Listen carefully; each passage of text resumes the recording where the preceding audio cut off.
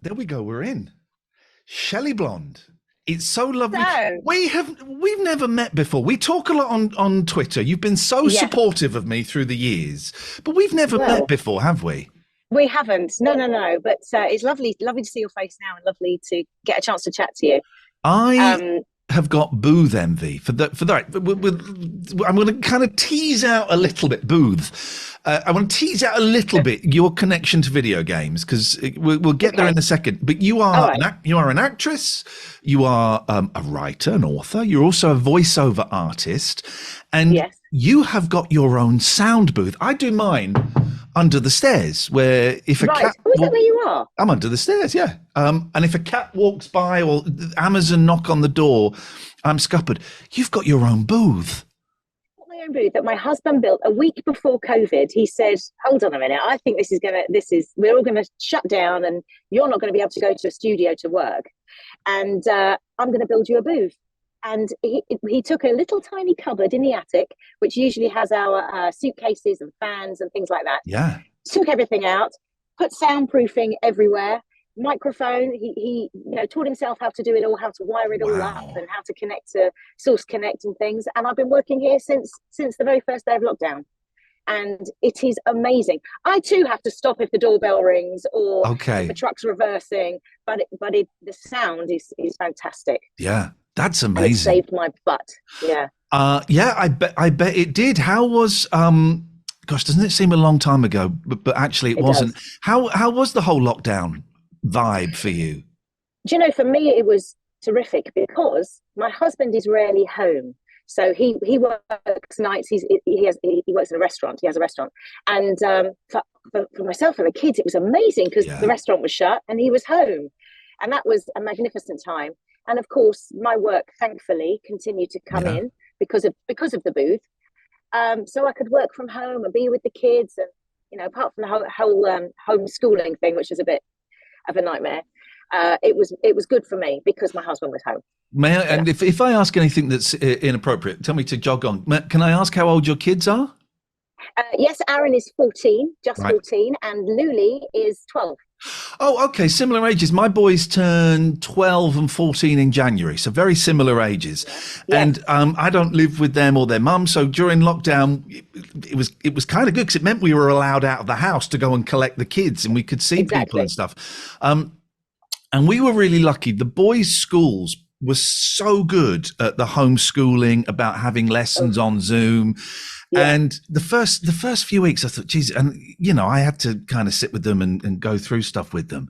But then once I got into it, I thought, oh my God, this is a unique opportunity for me to spend some time with my kids that I would, and yeah, it's hard work because I was doing shows in the evening and would go to bed at 1 o'clock and was up early for Yeah. the school. But it was a Yeah. unique opportunity to sit in the kitchen with my gosh, he would have been 9. 9 then, yes. Yeah, 9-year-old boy going Yes. through maths and stuff, doing PE Gosh, with him on Zoom with his teachers on Zoom. It was that's the bit pretty, I loved. yeah. Zoom, the PE was terrific. That was brilliant. But my God, that I hated every minute. Right. I think COVID didn't stress me out half as much as getting the homework in on time. Yeah, Or look, you saw me setting up with you. I'm a technophobe. it was tough. Setting up the Zoom with the teachers. Yeah, no, my blood pressure went through the roof, and I My was so happy to send them back. my boys had too much work, and I would say to them, guys, I think, come on, you're done. Let's go out Yeah, and play some football. Let's go and play some good for you. Fortnite and stuff. It was Good for you. They were setting a bit too much. Yeah, I think it was a good time in that you learnt what was see what was important, and Yeah, that is family time and being able to connect and talk in a way that you don't normally. They go out to school, they come yeah, back, and they've got homework, and the husband's busy or the work. And it was a really lovely connecting time, I found. yeah, yeah. Yeah, Have you ever played a video game in your life? I have played Pac-Man and Tetris. And I would love to say, I'm brilliant. I'm brilliant at Tomb Raider. I've never played. I can't. I don't know what I'm doing. frankly. We should say this is you know, a retro gaming podcast, Random Access Memories, and you are the first guest that I've had on that hasn't played games, and there is a reason. You don't need to pull the face. It's quite common. There is a reason we got you here, and you just mentioned it. You are the voice, the original voice, the OG, I believe my kids would say. Yes, and the goat. You're the original voice of Lara Croft in Tomb Raider. That's amazing. And she's pointing. You're wearing the merch. I'm wearing the merch, pointing at her boobs. Yes, I've got a Lara on my chest. Yes, I'm the original voice of Lara Croft. Wow. And I am, sounds ridiculous, I'm so bloody honoured to be her. Go on. You got no clue. I mean, you know, back in the day when I got the gig, and you know, it was just a job to me. And I went in and did my 5 hours it took and came out, didn't give it another thought. It's only all these years later when I joined Twitter and I saw what a huge fan base she had, and the game had. I just couldn't believe I was hearing all these stories about how people connected with Lara, how they got through being bullied at school, or they were able to come out because Lara gave them strength to do that, or stand up to this, that. Or it was a game that they would play as a child with their father who's no longer with us, or their mother who's no longer with us, and how my voice was a part of their childhood. And it just blows me away. It blows me. I'm so grateful. What an opportunity. It blows me away. That stuff is incredible to hear people. I mean, I think it's the 27th anniversary. Yes. That's weird. She's old because I'm 24. Yeah, I know exactly. I'm 26, so there's something wrong with the maths there. Something's not working out. How amazing for a job you did over a quarter of a century ago, for it to still be impacting on people, for them to come forward and share those magic memories that you were a significant part of. Yeah, it's something I don't take lightly. There's, you know, I hear stories from all over the globe, from everywhere, you know, Brazil and so many places, about how they connect with Lara or what she meant to them. And it's something that I will take with me always. It's an incredible thing to be part of. Now, I'm going to ask you a question, and having done voiceover work and TV stuff, the answer, people say, so how did you get the 11 o'clock show? Yeah, I auditioned for it and got the job. Did you? Yeah, that was it. That's I just was sorry to go off track. Go on. I presumed it was written for you. It was written around you. So bloody good. Come now. Once I got it, it was there in some form or shape. But then when they got me as a presenter, they kind of shifted it a bit to fit me. But that's how most people get these jobs. You audition for it and they go, yeah, you got it, or no, you haven't got it. I'm assuming that was the case with Tomb Raider. Yes. So a bit of a story with that. They searched for the voice for Lara Croft for 6 months. Right. Is what I was told by IDOS. And I was very new to the game. I hadn't been signed long when I was asked if I wanted to audition. And in those days, it was, you know, you'd receive a script in the post or faxed to you. Wow. And then you would press play and record on your little cassette player and do the voice and then send it in the post to them. On an actual cassette? Actual cassette. Blimey. And I didn't think anything else of it. It was just an audition. 3 or 4 days later, I heard that they wanted to have a conference call with me and some people in Derby and some people in London at Core and IDOS to do some more lines over the phone with them. And at the end of the conversation, I was told I got the job. Wow. And it wasn't till you know later that I found that they'd been looking for so long and hadn't found her. So again, as another like a coup for me. Wow, I was so new to the game, and then they heard me and said, "That's the one." After hearing all these established voices, I was, you know, amazing.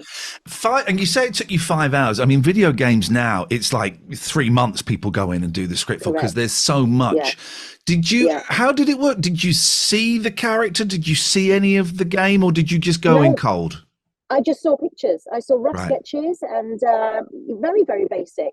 But also, when they do a game, mocap, and they have all the little, you know, bits stuck to their face, and they have to do all the acting. Then it was just literally the voice. Yeah. So you can get all that in a few hours. But now there's so much involved, and the script is much heavier now. Back in the day, it was, welcome to my home, or I think I'd better get out of these wet clothes now. And that was it. And then goodbye, cup of tea and go. Oh my God, I'm completely fanboying now, because I'll tell you my kind of Tomb Raider story. I remember I went to it was this big sort of gaming event, some big expo somewhere, or maybe at Earl's Court, something like that.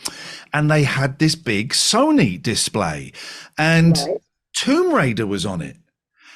And there was a big queue, and I thought, oh, there's a big queue here. This looks like it might be something interesting. And you went up and played it, and there had never been anything like it. I think it was like the first level, or the first 10 minutes of the game was playable as a demo. I remember running through a cave, and I thought, wow, we're running through a cave, and it's talking. Oh my God, there are wolves coming for me.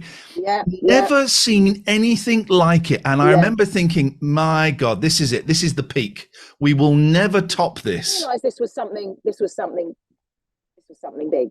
This was a game changer. And she became, still is part of the culture. She was on the front of magazines. The fact that we're talking about the game 27 years later, and there's been reboots, and there's been God knows how many movies there's been of the whole thing. I'm guessing when you're in the booth for the 5 hours, doing all of that. I just did my Lara Croft impression too. I'm a little bit embarrassed. That's very good. Thank you. Honestly, when you do that, for me, it's like I'm interviewing Paul McCartney or something, and I come over all Paul McCartney. I come over all peculiar, because this honestly was such a big part of my life. But I guess you're in the sound booth doing the 5 hours. You come out and go, right, well, that's another job done. What's next? Yeah, and I didn't give it another thought. It wasn't until I think it was a year later when I saw her on the front cover of a magazine, and I thought, hold on a minute, I'm sure didn't I voice her? She looks familiar, and again, until I joined Twitter 5, 6, 7 years ago, didn't have a clue. I saw the movies come out. I knew they'd done games 2, 3, and 4, whatever. I didn't have a clue how big she was, really, because I'm just not in that world. Yeah.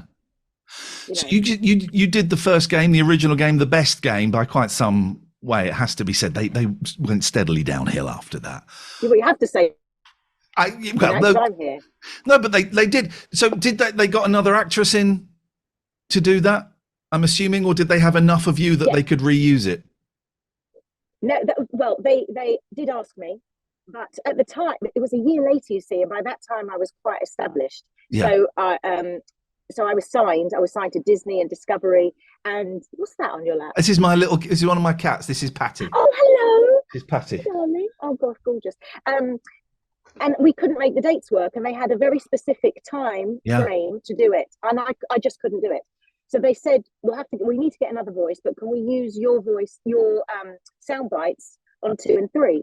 So I said, yeah, absolutely. So they got Judith Gibbons to do it, and all my sound bites are on 2 and 3. How amazing. Yeah.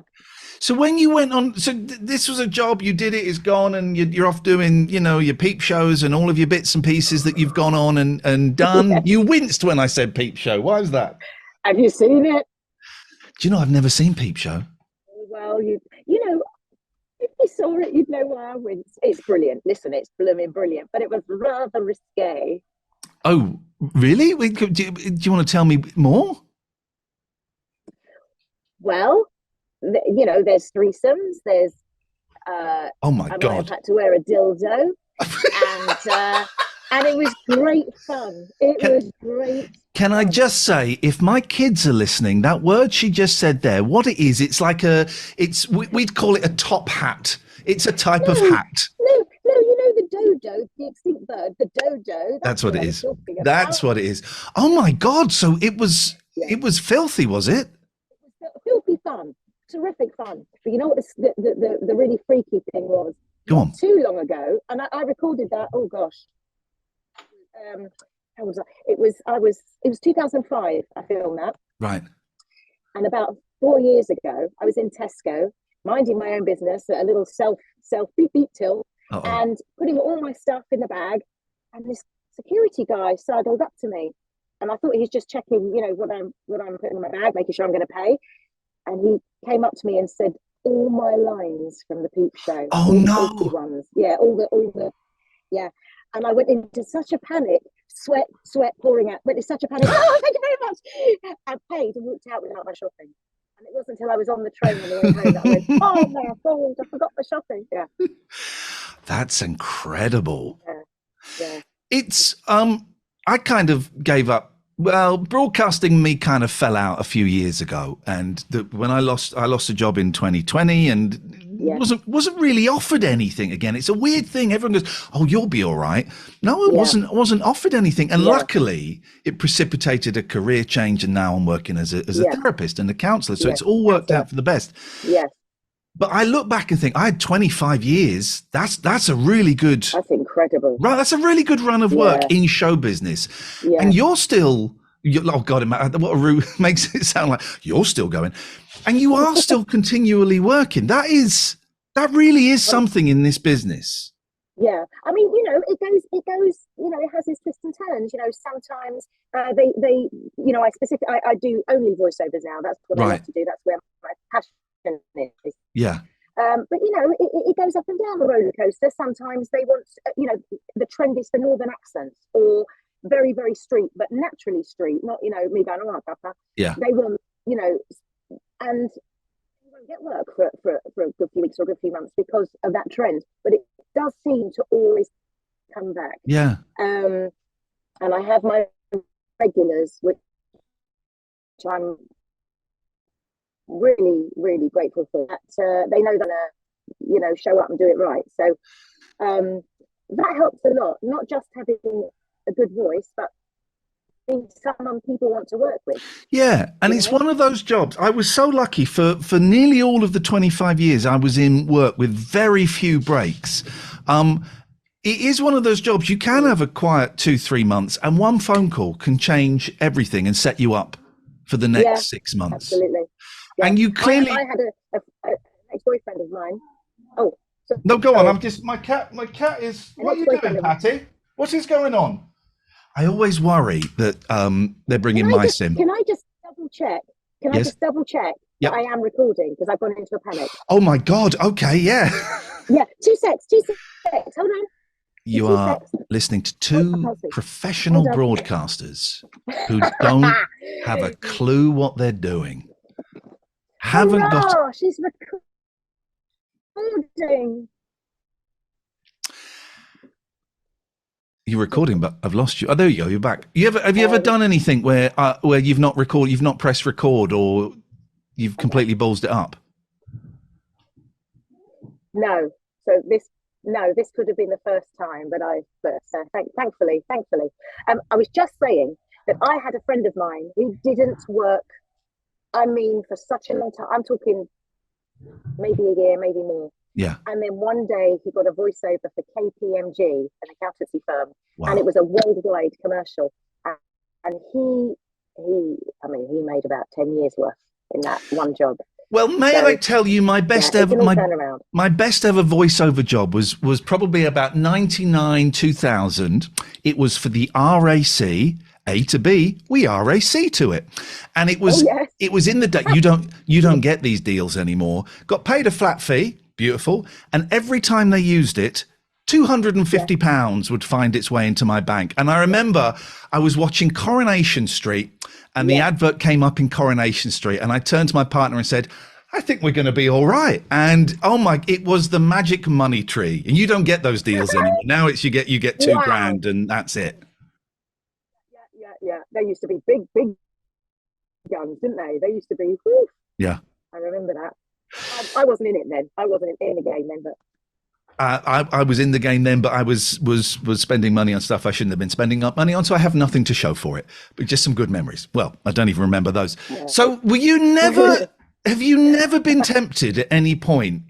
Have you got a copy of Tomb Raider? I have somewhere. Yes, I have somewhere in the loft. Yes. And you've never. My cat really is running around, and my concern is they bring mice in, and that's why I'm slightly. I can't hear her. Patty, what on earth are you doing? So unprofessional.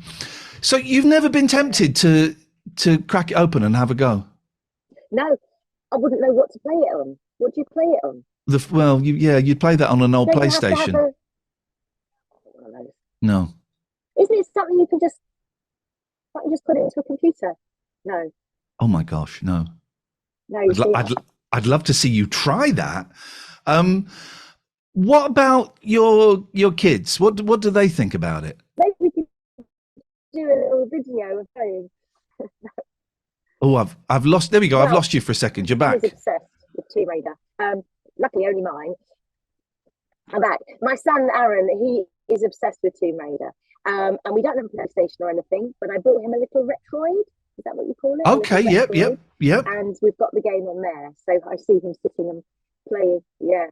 And that's fun. You know, the first time he was quite young when he played it. And the first time we're sitting next to him and whatever I said, welcome to my home on the game. And he went, Mummy, as he played it. And it was just so cute. That's magic. That's magic. That's the one thing I haven't done. Yeah. The only They go on. Sorry, there's a little bit of a lag, but you go on. there's a little bit of a delay, but I wasn't saying I'd stopped. Go on, you go. It's the one thing I haven't done. I've done everything. TV, radio. I was even in. Oh, here we go. I was even in a movie with Angelina Jolie. I had a very tiny part in a movie. Yeah, I know, isn't it? It was a terrible film called Beyond Borders. It's bloody awful. I pop up in the first 5 minutes. It's set in like 1984 or something. And I'm a stand-up comedian at this big fundraiser. And it's bloody awful. And I'm bloody awful in it. But I've done that. The only thing I haven't done, the last thing on the list that I would love is to be in a video game. Get my voice in a video game. That's the final dream. And again, it's partly because that was a cherry on the cake. It really would be. And it's because my kids would love it so much if they could play a game and go, yeah, it's my dad. It's my dad. Yeah. Go back to the Angelina Jolie. Yes. Thing. Did you have to audition for that? Yeah, I tell you what it was. It was directed by this guy called Martin Campbell, who directed GoldenEye. And he'd seen me on a TV show. Yeah, he'd seen me on a TV show on BBC Choice, which is now BBC Three. It was called Liquid News. And it was like a sort of it was like a sarcastic look at the news and showbiz and stuff. And he'd seen me on that, which was great. I didn't really host it. I was just like the stand-in from time to time. And I remember he called me in, and I don't think I auditioned. He just said, right, we need a stand-up comedian in the background. It's 1985, and can you write something topical? And I went, yeah. And me and my mate Paul Garner wrote a bit about Margaret Thatcher and about Live Aid, I think. And it was one of the best gigs of my life. I got paid 10 grand. I was flown first class to Canada. I was put up in an amazing hotel, and I was making a movie. It was, oh my God, it was a gas. It was wonderful. Did you meet her? Well, regular listeners to any of the work I've done and my partner will go, oh, he's going to tell the story. Yes, I did meet her. I got to chat to her quite a lot, her and Clive Owen, and we chatted quite a lot. And I remember I was talking to an extra and we were having a very lovely conversation. And I could see Angelina Jolie at the side of my eye waiting to talk to me. And I'm thinking, oh God, I wish this extra would shut up. And anyway, she waited and I turned around, she went, Iain, I just want to say, I'm really enjoying what you're doing here. I think you're really funny. And she gave me a kiss on the cheek. Wow. I know, it was, and there's me, and I would have been 28 years old going, oh my God, this is the coolest thing that's ever happened to me. Ever, what a gig. Yeah, it was, it was, it was pretty special, but the interesting connection. What did you think when you saw her did you see her in the movies playing Lara? I have to tell you, I think she is Lara Croft. Yeah. She is perfect. She really is. She's exactly who I would, I mean, she's magnificent. Perfect. Did you was there never a part of you that thought, oh, it should have been me? Me? with me short stocky legs and trying to get through? Don't think so. Don't think that would have gone down too well. Also, I always see that kind of look flash across a fella's face when they say, anything you would have done that I'd know? And I go, oh, I don't know, do you know any computer games? They go, yeah, of course. I go, Tomb Raider? They go, yeah. I go, original Lara Croft. And they go, oh, that's amazing. But I see this look going, that's you. That's what you look like. That's what she looks like. Yeah. Is there, because I'm becoming aware of these Comic Cons and these events and stuff. Have you ever done any of those? You have? Well, go on. What are they like? I have. I think I've done about 6. Now, they are fantastic for different reasons. Yeah. First of all, I get to take my best mate Lottie with me. You stay wherever it is. You travel the night before. They put you up in a 5-star hotel. Beautiful. And I get to take my mate, and she comes with me, keeps me company, and chats to the people as well. But she also takes the money. So for somebody going to do a Comic Con, it is fantastic for making extra money. Yeah. Because people pay to see you. They pay for your autograph. They pay for your photo with you. But it's also so much fun with her. But B, so fantastic to actually meet the people that play the game. Yeah. And this is where I hear all the stories. I get a few stories on Twitter, but this is where I make the connection, because oh my gosh, I've got people that love the games from all ages. One girl, Emily, started coming to see me when she was 5. She's now going to be 12. I've got older gentlemen. I've got people that come with their parents, and some of them saying they're shaking. I can't believe I'm meeting you, and I'm like, what's Michael Jackson? Because it's only me, and they are. It's just lovely to hear their stories. Lovely to touch base with them and meet them, and it's great fun. It is, and I'm not, because I really wanted you to come on this show. I don't know you very well, but we chat from time to time, and I really wanted you to come on. But I thought I don't want to ask her because maybe she's bored about talking about that, and it was a long time ago. But when you got in touch and said, I don't know if you'd be interested. Oh my God, Shelley. I was so excited. I was proper fanboying. And when you just did the voice, then it's like, it was such a significant part in my life, that time that it came out. It was a real time of transformation for me, of discovering who I was, what I wanted to be, and I could just sniff that success, whatever that means, was kind of ahead of me. And it's a flipping excellent game, as well, which we would pour hours and hours into it, me and my friends. Yeah. I'm such a big fan of that game and of that character and of what you brought to it. So completely fanboying out, when you said, I'd love to come on and talking to you now. Well, the reason I said that was because I think you put out a tweet, if anybody wants to come on and talk about vintage games, retro games. Yeah. And I am such a support. I adore you. I whenever I've watched you on TV, back in the 11 o'clock show and LBC, and I just thought if I can be on it and do a show with you, I'd love that. I'd love that opportunity. When is that going to come up again, that I get to sit and chat to you like this? So I thought I'd just ask. And I was shaking. I was nervous that you'd go, yeah, no, it's not for me. Not that sort of vintage now.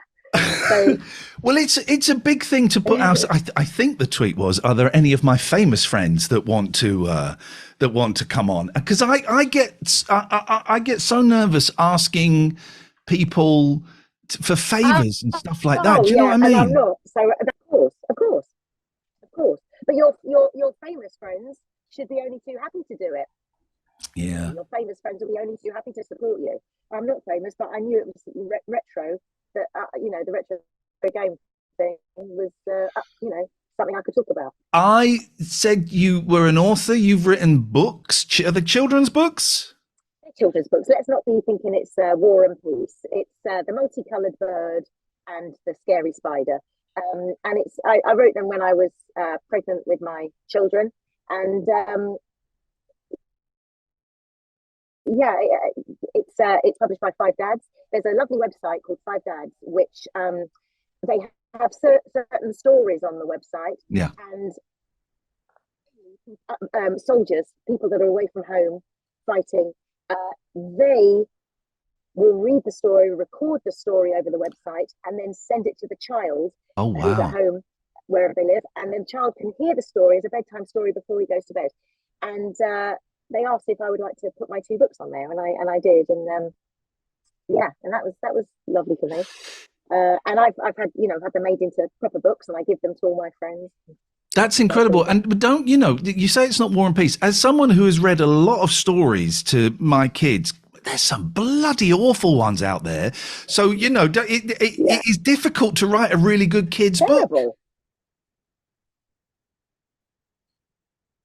Yeah. I don't know if it's a really good kids book, but it's all in rhyme. I love to do everything in rhyme. So it's all in rhyme. And my kids loved it. My kids love them. So, I'm just now remembering some books, the kids' books that really annoy me. There was one. Was it the best dressed giant in town? This may not ring any bells. Oh God, no. It was. I'm sure it was great, but when you've read it 5 million times, and it was about this giant, and he was naked, and then he found some clothes at last. Thank God. Hurrah! Hurrah! Hurrah! But then I miss that. Now my kids are smelly, farty teenagers. I miss that. Yeah. Do I miss that? I don't miss that. They're still at a stage when they're cuddly. They're very snuggy and cuddly. So I still get that. I can't be bothered now with reading a bedtime story. I'm done. We went and we're big fan. I don't know if you're aware of Danny Robbins, who does this TV series and this podcast called Uncanny. It's brilliant. It's basically real ghost stories. He goes and investigates. Wow. And we went and saw him. We like a good scare. And we went and saw him a couple of weeks ago. And my soon-to-be 12-year-old was staying here. And he leant over and said, "Daddy, can I sleep in your bed tonight?" And there was a part of me that went, "Yes, yes." And I said, "Of course you can," because he was too scared to go up to his room. That is adorable. I also like it when they're not very well and they have to be at home because they really need me and they're really snuggly then. And I do like that. Yeah. And there's what I'm going to take away from this. You like it when your children are poorly. That's somebody report this lady. It's funny, isn't it? You still I get, and maybe it's the same with your kids. My kids are they're big tough guys, but I still get glimpses of the little baby. Still get the little baby, even from the eldest one. Yes, they're still babies. They are. They're still, yeah. I don't know if your son, the 14-year-old, is his voice broken yet? Has he developed? Oh my God! It was incredible. I phoned him up once and he started talking like that, and I said, "Have you got a cold?" "No, I don't think so." Oh my gosh! It's happened. He's got big. He comes up to my eyes. He's got bigger feet than me. He's size 12 and I'm a size 10. And how tall are you? I'm 6'4", so he's got to be 6'1", probably taller than his mum already. Wow. I think you said you were. Did you say 5'3"? 5'3", yeah. 5'2", 5'3", yeah. Hanging on to that extra. Yeah, that extra.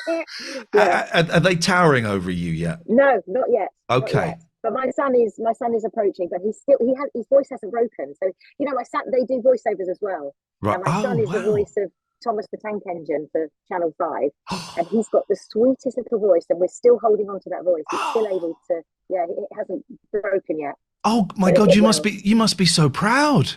I'm so proud. And funnily enough, when they got into voiceovers, I didn't think he'd do many at all because he was a very big mumbler. But doing voiceovers has really helped him with his speech. And he's phenomenal. He does loads, audio books and commercials, and he's really, yeah. He's still got that little tiny baby voice, yeah. Isn't that magic? Oh, that's fantastic. Yeah. Of course, the second his voice breaks, kick him out. Yeah. He can go and get a proper job. At the chimneys. Shelley, is there anything you're working on at the moment or anything you want to plug that people should know about? No, there's nothing I want to plug, but no, I'm just doing all my regulars, but for Food Network and TLC, and there's nothing I need to plug. Okay. It's so lovely. It's so lovely to see you. Thank you so much for your time. You too. I got to do a little. Terrific. You look You look so Christmassy with your Santa hair and your fire in the Got background. the fire going in the background. Yeah. Would you indulge me? I just got to read out a few Patreon names of the people that have, I've got to put my glasses on, that have been supporting the show. So let me just say thank you to the Patreons for making this possible. Martin Warren, Craig Hannon, Sam Hughes, Harsh Singh, and the executive producer, Matt Stanley Evans. So thank you to... Well done, everybody. Well done, everybody. Rosettes all around. Shelley, it is so lovely to talk to you at last. We have to do a coffee or a lunch or something at some point. Would love it. It's been my pleasure, and I would love to. Fantastic. All right. It's nice to see you. Take care. I'm going to press the stop record button now.